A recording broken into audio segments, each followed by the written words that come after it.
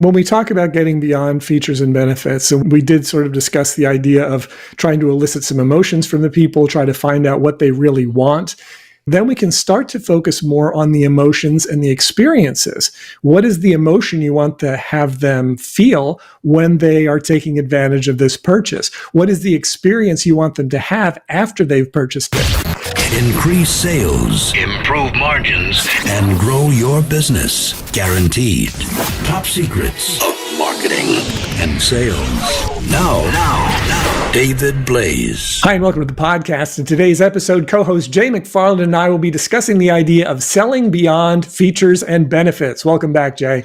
Thank you so much, David. This is an important topic for me because I feel like so often if we just convince them that the features are perfect for them or the benefits are perfect for them, then we'll get the sale. When, as so often what we've talked about, it's more about relationships than it is features and benefits. Yeah, and we did touch on this topic a couple of weeks ago in the podcast, and I thought it was worth it to sort of revisit it, expand it a little more, because it's the type of thing that people sort of basically know, basically understand, but maybe haven't really implemented. So I'm hoping we can flesh this out a little better for people. And if you got questions about anything we talk about, that's one of the reasons I love these discussions, is you think of things that I would never have thought of, and hopefully vice versa. And we're able to come up with strategies that are going to be helpful to people. So in a previous podcast, we had discussed when we're looking to get beyond the idea of features and benefits, how so many salespeople have been trained on this over so many years or even so many decades. That's kind of all they know. And if you recognize that there is a world, there is a life beyond features and benefits, it really opens things up for you. It opens up your mind. It opens up your conversations, your dialogue, your interactions with prospects and clients. It just gives you a lot more that you can work with that can actually help to elicit a response from them, find out what they're looking to do, get down to their actual core emotions in addition to just what's coming off the top of their head. Yeah, I think I told you it's probably been almost a year since we talked about it, but I went to a week-long sales training. These were like the premier sales trainers in the country, and they told us the whole week that we were selling light bulbs. And that was all we could sell. We could never rely on our knowledge of the real product that we sold. That way we would have to focus on the skill set behind selling and building relationships. And what was so funny is that people would start making up features and benefits of these imaginary light bulbs because they had to have something like that. Because that's all they knew was selling features and benefits. And the whole week they're trying to teach you, no. Build relationships. Like you said, there's an emotional component here. There's so much more than features and benefits. And I came away with an incredible understanding. I think some people came away just knowing how to sell light bulbs, to be honest with you. Right. Yeah. So then they all had to go into business selling light bulbs. It didn't help me sell anything else, but helped me sell light bulbs. It really is kind of funny the way our minds work sometimes, because if you're in the product zone, if you're just thinking in terms of the actual physical product that you're selling, it's one dimension, but it's not always the most important dimension. Because there's that old expression that people don't want to buy a drill bit, right? You remember that one? They say nobody wants to buy a drill bit. What do they really want? Do they want a drill bit? No, they want a hole in the wall, right? So there's a lot of talk about that. But even that is sort of features and benefits, right? The feature is it's sturdy and it won't break when you use it. The benefit is you can put a hole in the wall. That's presumably what they want, is the hole in the wall. But a lot of times it stops there, and people forget that if you really take it a step further, people don't want a hole in the wall, right? Hey, look at that hole in my wall. There's something they want to put up there. There's something that they're looking to do. It's either part of a construction project that's going to result in something better than just a hole in the wall. And so if you limit yourself to the immediate feature and the immediate benefit, you're missing out on the ability to paint a picture of whatever the thing is that they're buying is ultimately going to create for the person. Yeah, I agree. One of the things I think about is car sales. You could sit there and say, look, it's got Bluetooth and it's got this and it's got that, when so much of car sales is about the image that the person is portraying while they're driving that car around, how it makes them feel, those kind of things. So much more emotion involved in that process. And I've been in car sales situations where all the car salesman wants to do is, look, it's got automatic windows. It's got this, it's got that. And to me, I'm like, that's not really what I'm focused on. And I don't think most people are. I agree. I think a lot of salespeople are, but I think most buyers are not focused that way. To me, that sort of draws up the idea of a product-focused approach versus a client-focused approach. If you think of it in terms of what the client wants instead of just what the product does, your entire dialogue changes. Because if you're selling, a higher end car, if you're selling a business person or somebody who appears to be a business person walks in and they're looking at a nice higher end car, talking about the features and the benefits is not likely to get them where they want to be. But if you find out from them, oh, so tell me, what do you do? And if you find out they're a business owner or they're in sales and they meet a lot of people, then you can get an idea of, all right, well, why do they want a car that looks like this? Because they want to impress people. Now, you're not going to get them to say that, and you're not going to say it to them. But if you have an idea of what they're really looking to accomplish, it becomes a whole lot easier for you to be able to say the things, put together the words and the sentences and the questions that will begin to elicit that in the prospect's mind. So instead of saying, well, are you interested in leather seats or cloth seats, right? You would say something like, so what do you plan to use it for? Is it mostly for business or is it mostly for personal? And if they say it's for business, then that leads into a whole bunch of different conversations that will allow them to also start painting a picture in their own minds of what it's like to own the car, right? Which is really where you want them to be, because the more you can get them to read themselves into that story and paint themselves into that picture, the closer they're going to be to signing the contract. Yeah, I totally agree. There's nothing worse for me than you just meet a salesperson and they don't get to know you and they start driving you towards one product or the other. It drives me crazy. I'm like, this person doesn't care about me. They only care about their sale or their commission. And I immediately want to find somebody else. It just puts me off instantly, because how do they even know what I'm looking for? It drives me out of my mind. Yeah, it reminds me of that scene in Tommy Boy where he's describing the sale. Oh, this is my precious sale. And he smashes it to bits. Chris Farley, great scene. Probably ought to Google that.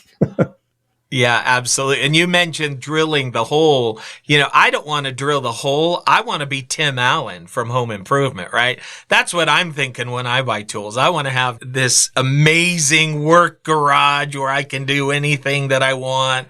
That's kind of what I'm thinking when I go to Home Depot. The drill bit is just one little piece of this larger equation. Yeah, and a lot of people don't think of that. But what you described is almost exactly what we described in the car scenario. You've got a vision of something far more expansive, and somebody's trying to decide, well, do you want this one or that one? And the fact is, I want all these things, but you're asking the wrong questions.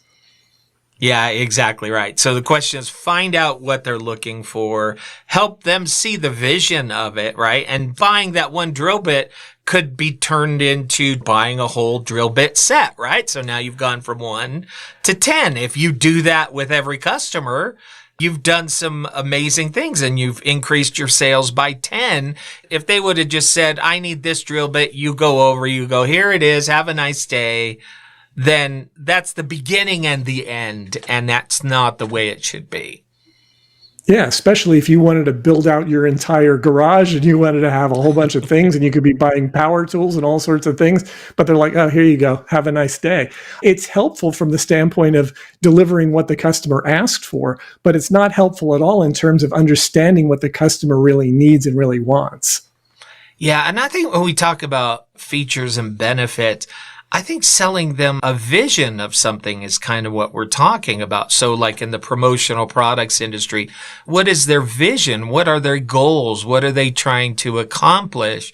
And this is just one tool in the overall vision that you're offering them. But if you can help them see that and how your features and benefits, because they do come into play, but if you're talking about them as part of a grand plan, then that's totally different than just saying, look, it's got your name on it. And that's it. Yeah, because if you think in terms of what they're really buying, they're not really just buying their logo on a mug. I mean, that may be what they're paying for, but what they're actually buying is exposure. I want people to see this. I want to have other people see someone walking around with this. And then there's a positive association with that. I've got one right here. I've got some tea in it. It's just a nice looking mug. It's been in our cabinet forever. I drink a lot out of it. And the company, I didn't sell this particular order. They just got free advertising, right? Because I happen to have it. And if I'm having some tea and I'm on a podcast, they get some free advertising. So for the one-time cost, and we actually paid for that mug. It wasn't a freebie, but we bought that. I guess it came with the drink. I don't remember. We had it for a long time. It came from New Orleans, but it's a great example of something that, to the extent that they had a cost involved in it, it's a one-time cost, but they can get exposure from that for decades. Yeah. Yeah. I love that. On and on. Like, I can't remember the last pen that I purchased because along the years, staying in hotels, different places I've gone, I pick up a pen that somebody gives me. So every pen I have in the drawer has got somebody's name on it.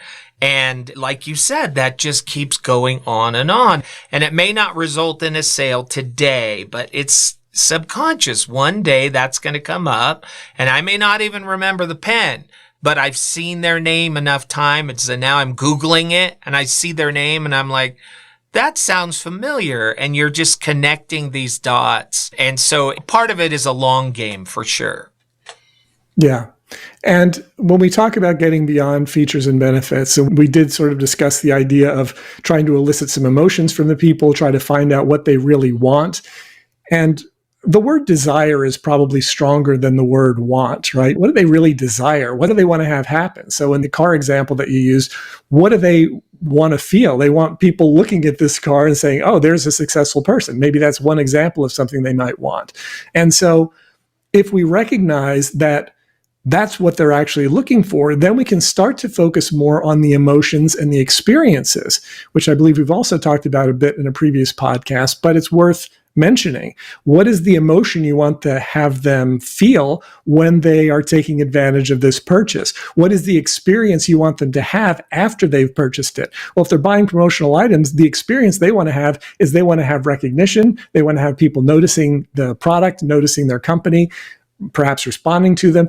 They're looking for a result, which is the next step of that. So if we start out with features and benefits, and then we move to emotions and experiences, and then we finally get to results and transformation, if we can utilize whatever it is that we're doing to create some sort of positive transformation for the person who is making the purchase, then mission accomplished, right? If the person comes in to buy a car because they want to be seen in a certain way, and it allows them to feel a certain way and have certain experiences that they wouldn't have otherwise, and get the result they want by being seen as a professional, and the transformation is then complete. I've gone from driving a beat up old whatever to driving this nice fancy car. It totally changes everyone's perception of me. Sometimes that's what people want. And if we don't think about that sort of progression, we're going to be missing out on probably 90% of the sales we could be making. Yeah, I totally agree. And you might say, well, where's the emotion in the promotional products industry? If you can even then show a business owner how your products make them look good, make them look professional, so that when somebody sees it and they didn't even know anything about it, there's something about a well-made product with a great logo on it and it's presented professionally. That may be their only experience with you until they need you. And so having that type of quality representation that goes out into the world, I think is so important. And that's part of the vision. How do you want to be seen by people who have never seen you? Yeah, exactly. And I mean, I've told my clients over the years so many times, I've said this till I'm blue in the face, I've said to clients, and I encourage my customers to say to clients, look, anybody can get you a custom imprinted, whatever, mug, t-shirt, umbrella, portfolio, padfolio, whatever it is that you're going to imprint. Anyone can get you that. But not just anyone can create a promotion that is designed to get you results. So if you just buy a bunch of mugs and give them out, that's one thing. But if you utilize that as part of a promotion that is designed to attract attention, maybe get somebody to come to a trade show booth, as we talked about in a previous podcast, use it as something that will help you get past a gatekeeper. If you're in sales and you're going out to various businesses, you might be able to utilize that to get past a gatekeeper. There are so many different applications that will allow you to accomplish a result. And if you don't focus on the result, you're missing out on a lot of the business, because many people just think of promotional items as sort of tchotchkes or giveaways. And when they realize that they can actually be used to accomplish their objectives, they're far more likely to buy.